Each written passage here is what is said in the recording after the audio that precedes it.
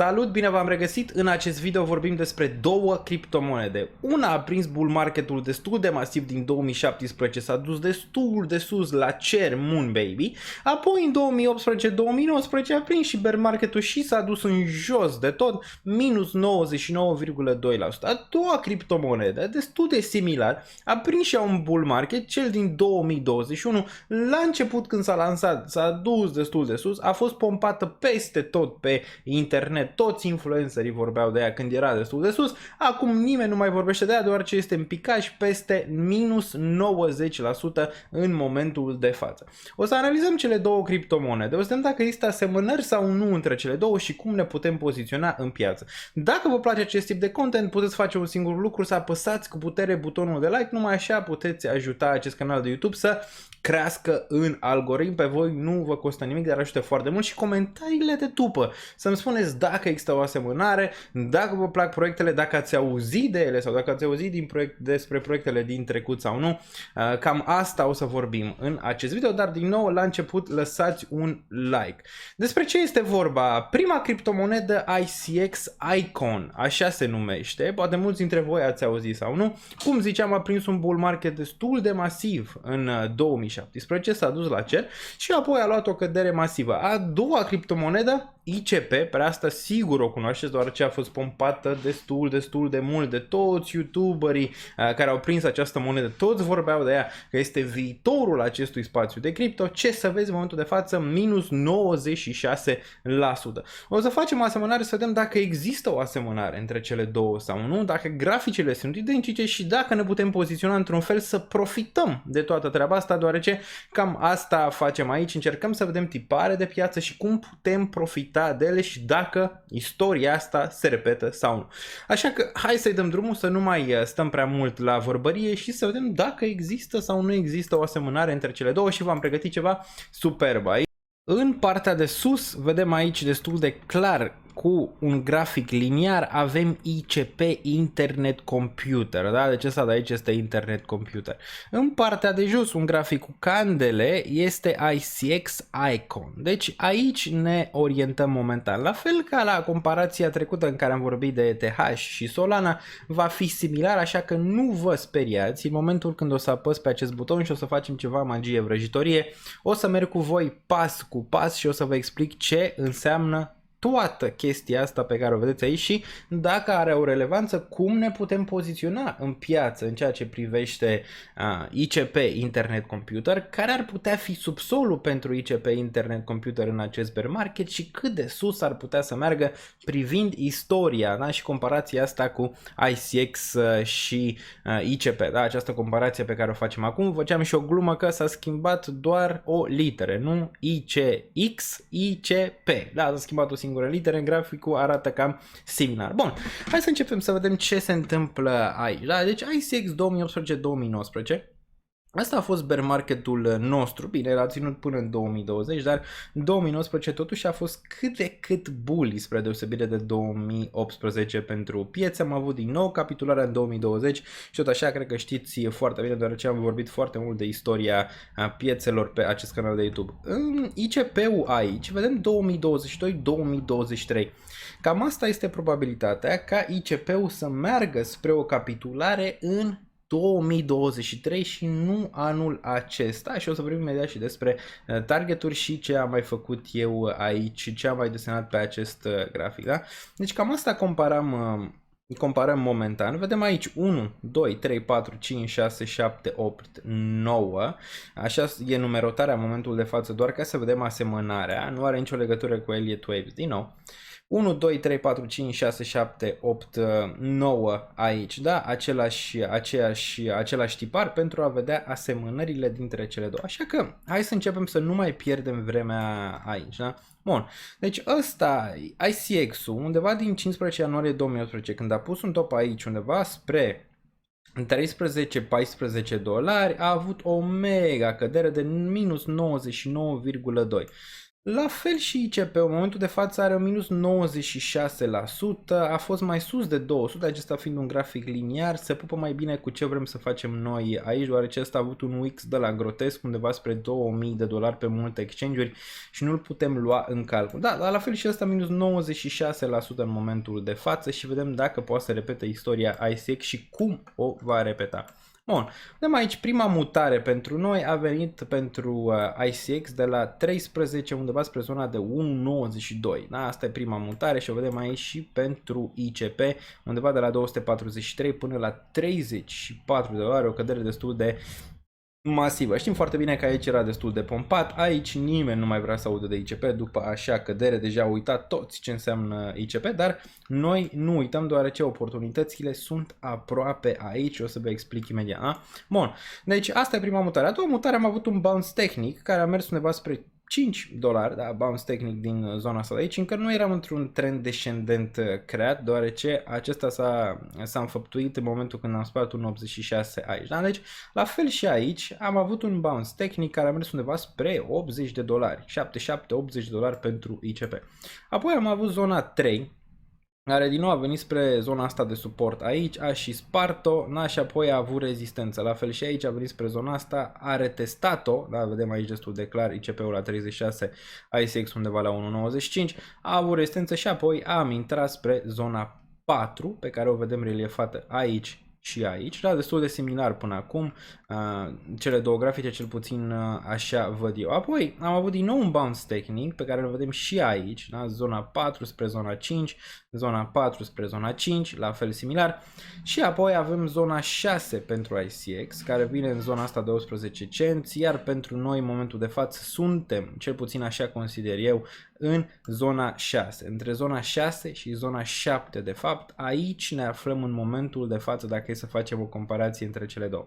Acum, ai zice că acest bounce tehnic de aici a fost mult mai mare decât ce vedem în momentul de față, am tras eu o linie aici ca să vedem destul de clar, 7,87, iar aici pentru ICX 53 de cenți, dacă e să repetăm istoria asta ar fi trebuit să meargă undeva spre zona 4 pe care o vedem aici, da? Deoarece s-a testat destul de clar rezistența asta din trecut.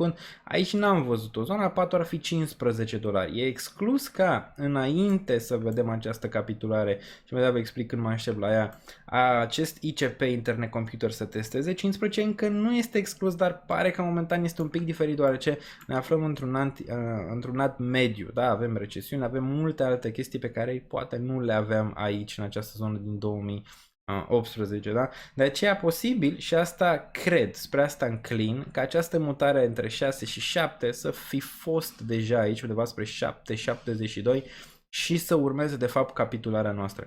Dacă e să măsurăm aici cât a durat din topul ăsta pentru ICX 8 ianuarie 2018 până aici 23 decembrie 2019, a durat, suntem pe săptămână, hai să vedem cât a durat, undeva la, vedem aici 104 săptămâni.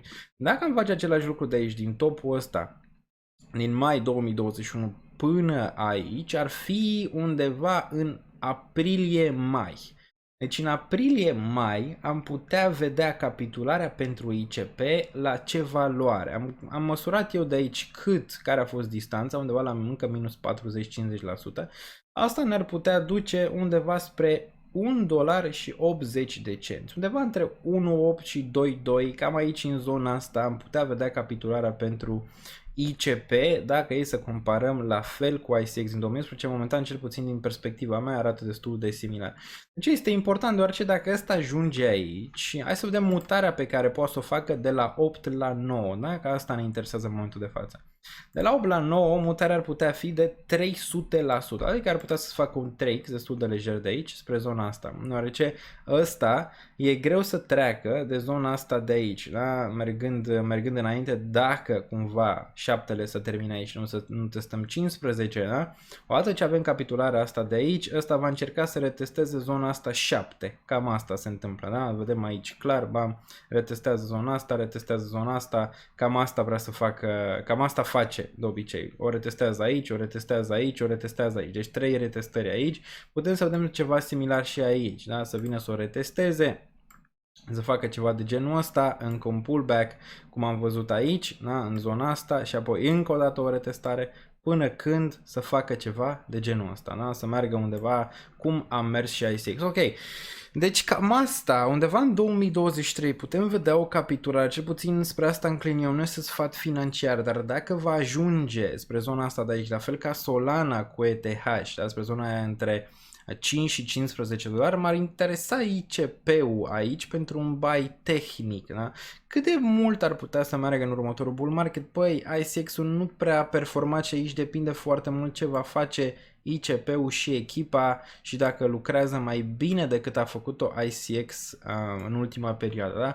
Dacă nu se întâmplă asta și avem ceva similar, ce am putea vedea în următorul bull market ar putea fi undeva spre zona 3, adică spre zona asta de aici pe care ți-am marcat-o eu, undeva la 34 de dolari, dar după cum vedem ICX-ul a și trecut de ea, deci am putea vedea poate un 53. Un 53 de dolari undeva în 2024-2025 pentru ICP dacă repetă istoria de aici, da? Cam asta. Dacă totuși ICP-ul face lucruri mai importante decât a făcut ICX și echipa încă lucrează, este activă și face chestii, am putea vedea all-time high sau am putea vedea măcar regiunea asta de 100 și ceva, 200 testat. Dar aici poate ne bătăm cu apă rece. Cam asta ar putea fi, deoarece aici, odată ce ajunge în zona asta, toată lumea o să uite ce înseamnă ICP. Cum toată lumea a uitat, credeți-mă, ce însemna ICX, deoarece aici a fost destul de pompat. La fel ca ICP era viitorul criptomonelor și acestui spațiu de cripto. Am și deținut ceva ICX la un moment dat în 2018-2017 pe bull marketul ăsta și bear market. La fel și aici încă n-am deținut ICP, vorbeam de el din zona asta de când era undeva la 50-60 că ar fi cumpărabil sub 10 dolari. Deci postare este publică pe Patreon. Deci cam asta voiam eu să vă zic. Momentan dacă am face același lucru, minus 99,2 ne-ar duce în zona de 1,8 dolari. La fel ca aici, minus 99,2 ne-a dus în zona asta deci de capitulare de 9 cenți pentru ICX și a urmat asta. O să fiu destul de atent dacă ăsta ajunge undeva spre 2 dolari, destul de atent pentru a profita de această mutare, pentru a profita poate de un short din zona asta de aici, după pentru a profita de o acumulare în zona asta de aici și apoi a vedea această mutare în următorii ani pentru ICP. Deci cam asta voiam eu să vă arăt, să-mi spuneți în comentarii dacă ce zic eu aici contează sau nu, dacă și voi ați văzut această semănare, cred că se va întâmpla similar în care vom vedea această capitulare undeva în 2023 Q1 spre zona asta de 1.8. Acum, întrebarea este destul de simplă, dacă ICP-ul va ajunge aici, înseamnă că ne mai paște încă o mutare în jos măcar în următoarele 6-7 luni de zile pe piețe, nu? Cam asta ne arată. Și ce ne mai arată? Ne mai arată că am putea vedea un subsol tehnic în sfârșit pentru piața de cripto, uitându-te și la ETH versus Solana, și la Solana, și la acest ICX versus ICP, da? Am putea vedea chiar și pentru spațiul de cripto 2023 să avem un raliu mai consistent, poate acel raliu de bear market încă pe care ne dorim cu toții să dureze mai multe luni de zile, cum a durat și aici în 2019, da? Cum ar arăta Bitcoin dacă ICP ar fi aici? Probabil ar arăta undeva spre 14.000 dacă ICP ar ajunge în zona asta de aici. Cum ar arăta ETH și între 400 și 600 de dolari dacă ICP ajunge aici în 2023. Și tot așa mai puteți face voi calcule, dar uitându-te la acest grafic, cam asta ai putea să vezi în următoarea perioadă de la el. Singura întrebare cel puțin pentru mine este dacă am văzut deja șaptele în regiunea asta de aici, sau mergem și testăm regiunea de 15 înainte să găsim capitularea spre regiunea asta de jos.